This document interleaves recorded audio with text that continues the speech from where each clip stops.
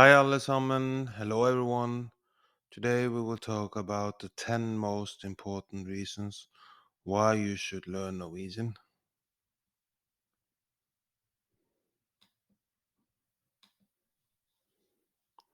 For å søke om immigrasjon eller statsborgerskap. For å søke om immigrasjon eller statsborgerskap.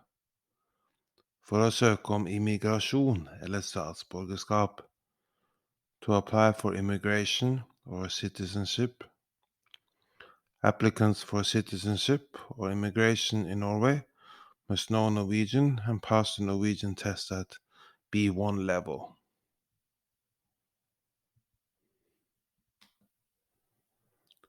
For å øke sjansen til å få jobb i Norge. For å øke sjansen til å få jobb i Norge. For å øke sjansen til å få jobb i Norge. To increase employment opportunities in Norway. As the official language in Norway, proficiency in Norwegian might enhance employment opportunities.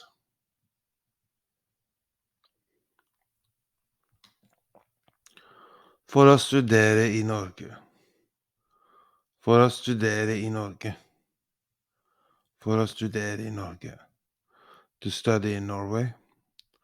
For admission to the programs, Norwegian universities and colleges demand that applicants have a particular degree of fluency in Norwegian at B2 level.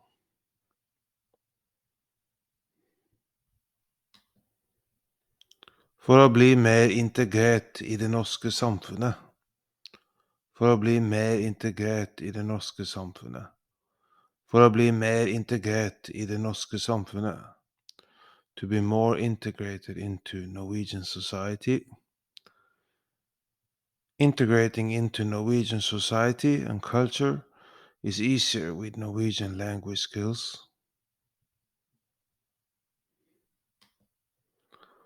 For å utvikle seg selv. For å utvikle seg selv. For å utvikle seg selv. To develop oneself. The opportunity to learn a new language can benefit personal growth.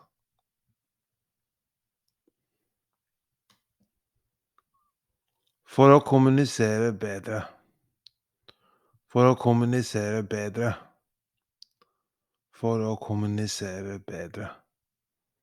To communicate better. One can communicate more effectively with friends, family, and co-workers who speak Norwegian if oneself is fluent in Norwegian.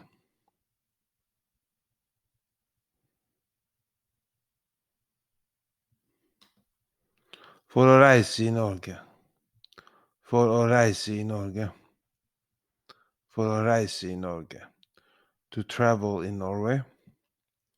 Learning the language can make traveling to Norway more fun and less irritating because it will make it easier to get around and comprehend the local customs.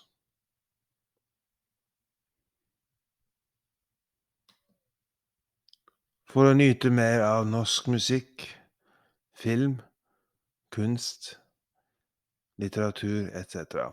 For å nyte mer av norsk musikk, film, kunst, litteratur etc. For å nyte mer av norsk musikk, film, kunst, litteratur etc. To appreciate more of Norway's music, movies, art, literature, and so on. It is possible to enjoy Norwegian music, literature, movies, and art in their original forms by learning Norwegian.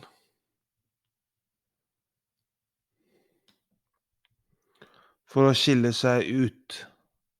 For å skille seg ut. For å skille seg ut. To stand out from the crowd. A person fluent in Norwegian can stand out in a crowded job market since it shows that they are eager to pick up new abilities and adapt to other cultures.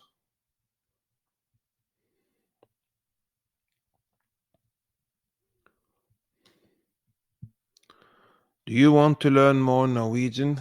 We are now offering a free Norwegian trial class. Sign up for a free trial class by going to our website nlsnorwegian.no, nlsnorwegian.no,